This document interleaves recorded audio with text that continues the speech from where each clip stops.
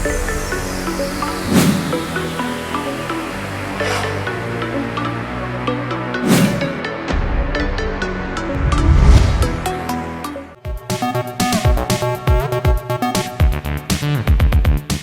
Hello welcome to best of the day. మరి ఈ రోజు బెస్ట్ ఆఫ్ ద డేలో కొత్త విశేషాలతో పాటు కొన్ని ఆసక్తికరమైన నిజాలు మరియు చరిత్రలో ఈ రోజు జరిగిన ముఖ్య సంఘటనల గురించి తెలుసుకుందాం. Let's start the programme.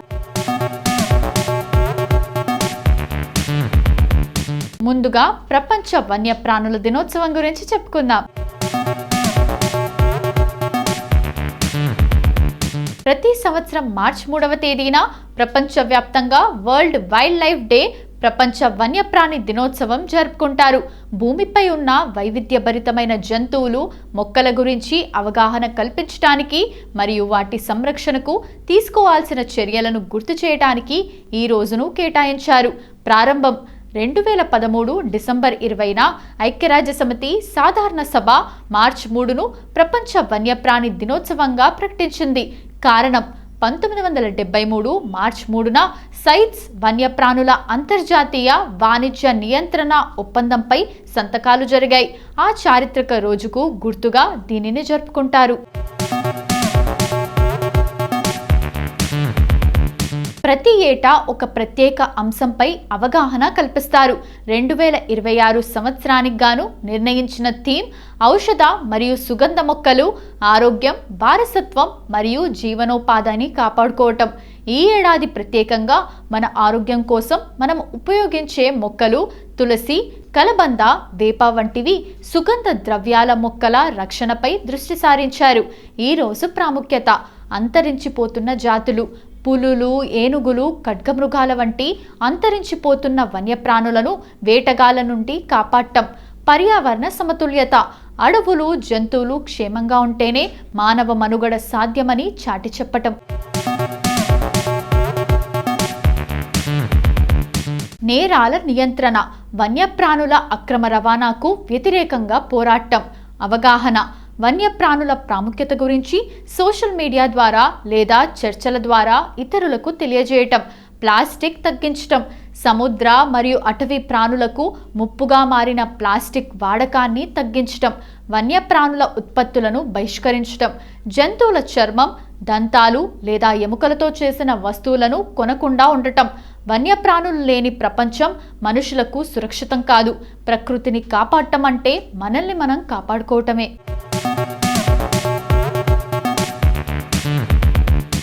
ఎందుకు జరుపుకోవాలి?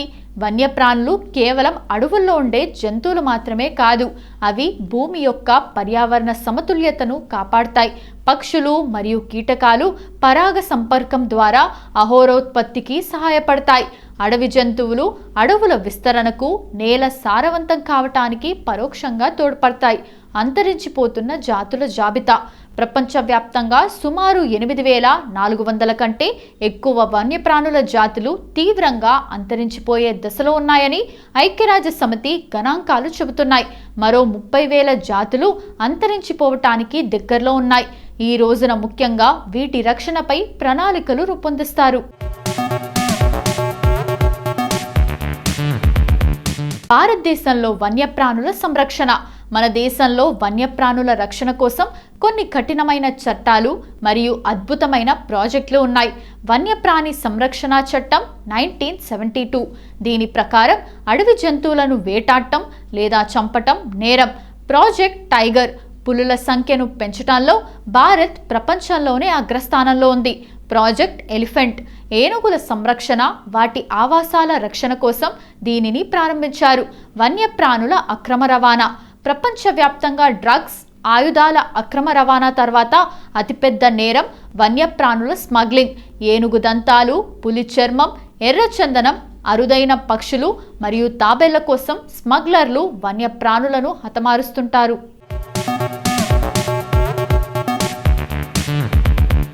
ఇక ఈ దినోత్సవం ద్వారా ఇలాంటి నేరాలకు వ్యతిరేకంగా ప్రపంచ దేశాలన్నీ ఏకమవుతాయి. ఈరోజు మీరు చేయగలిగే చిన్న పనులు. ప్లాస్టిక్ వాడకాన్ని తగ్గించండి. మనం పారేసే ప్లాస్టిక్ వల్ల సముద్ర ప్రాణులు, అడవి జంతువులు ప్రాణాలు కోల్పోతున్నాయి. స్థానిక పక్షులకు సాయం. వేసవికాలం వస్తోంది కాబట్టి మీ ఇంటి డాబాపై లేదా బాల్కనీలో పక్షుల కోసం ఒక గిన్నెలో నీరు పెట్టండి. ఫోటోగ్రఫీ లేదా సోషల్ మీడియా.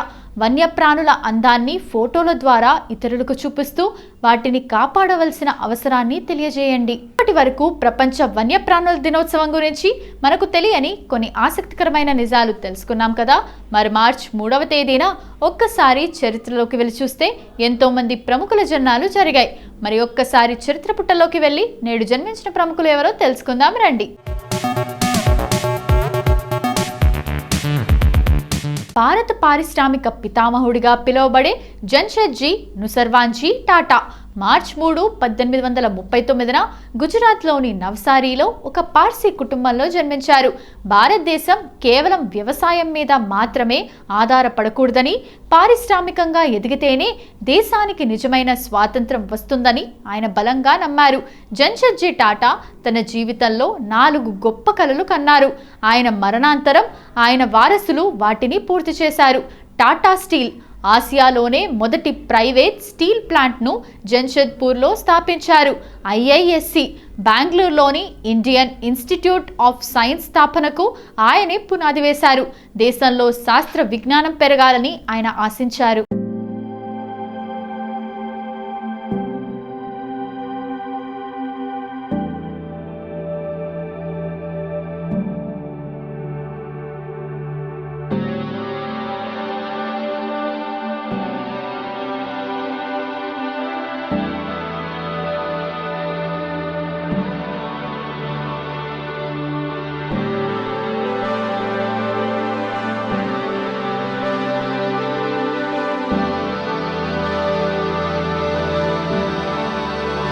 భారతీయ సంగీత ప్రపంచంలో మల్టీ టాలెంటెడ్ మాస్ట్రో అని పిలువబడే శంకర్ మహదేవన్ మార్చి 3, 1967న ముంబైలోని ఒక తమిళ కుటుంబంలో జన్మించారు.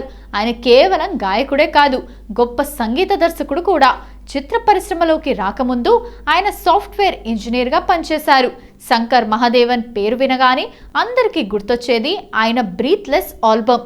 ఎక్కడా శ్వాస తీసుకోకుండా సుమారు 3 నిమిషాల పాటు నిరంతరంగా పాడి రికార్డ్ సృష్టించారు. ఈ పాటతో ఆయన ఓవర్ నైట్ స్టార్ అయిపోయారు. హిందీ సినిమాల్లో ఈ త్రయం సృష్టించిన మ్యాజిక్ అంతా ఇంత కాదు. దిల్ చాతా హై, కల్ Ho Naa Ho, Taare Zameen Par, my name is Khan వంటి సినిమాలకు వీరు అందించిన సంగీతం అజరామరం. వీరికి 9 team of Indian film music అని పేరు. టెలిఫోన్ను కనుగొని ప్రపంచాన్ని ఒక కుగ్రామంగా మార్చిన మహోన్నత శాస్త్రవేత్త అలెగ్జాండర్ గ్రాహం బెల్ మార్చి 3, 1847న స్కాట్లాండ్లోని ఎడిన్బర్గ్లో జన్మించారు. ఆయన తండ్రి మరియు తాత ఇద్దరు ఎలోక్యూషన్ శబ్దశాస్త్రంలో నిపుణులు. ఆయన తల్లి మరియు భార్య ఇద్దరికీ వినికిడి లోపం ఉండేది. వారి కోసం ఏదైనా చేయాలనే తపనే ఆయనను ధ్వని తరంగాలపై పరిశోధనలు చేసేలా ప్రేరేపించింది. 1876 మార్చి 10న బెల్ తన సహాయకుడు థామస్ వాట్సన్ను టెలిఫోన్ ద్వారా చేసిన మొదటి call, Mister Watson come here, I want to see you. Telephone ఆవిష్కరణకు గాను ఆయనకు లభించిన పేటెంట్ సంఖ్య 1,74,465. ఇది చరిత్రలోనే అత్యంత విలువైన పేటెంట్గా పరిగణించబడుతుంది. ప్రపంచవ్యాప్తంగా తన గొంతుతో మ్యాజిక్ చేసిన Cuban American singer, song writer Camila Cabello మార్చి 3, 1997న క్యూబాలో హవానాలో జన్మించారు. ఆమె కేవలం 15 ఏళ్ల వయసులో ప్రసిద్ధ reality show the X factor ద్వారా సంగీత ప్రపంచంలోకి అడుగుపెట్టారు. ద ఎక్స్ ఫ్యాక్టర్ షో ద్వారా ఏర్పడిన ఫిఫ్త్ హార్మోనీ అనే అమ్మాయిల బ్యాండ్లో ఆమె ఒక సభ్యురాలు. Worth it, work from home వంటి హిట్ పాటలతో ఈ బ్యాండ్ ప్రపంచవ్యాప్తంగా గుర్తింపు పొందింది. అయితే 2016లో ఆమె ఈ బ్యాండ్ నుండి తప్పుకొని సోలో కెరీర్ను ప్రారంభించారు. సోలో గాయనిగా ఆమె విడుదల చేసిన హవానా పాట ఒక గ్లోబల్ రికార్డ్ సృష్టించింది. ఈ పాట 2018లో ప్రపంచంలోనే అత్యధిక అమ్ముడైన డిజిటల్ సింగిల్గా నిలిచింది. తన పుట్టిన గడ్డ అయిన క్యూబా సంస్కృతిని, సంగీతాన్ని ఈ పాట ద్వారా ప్రపంచానికి పరిచయం చేశారు.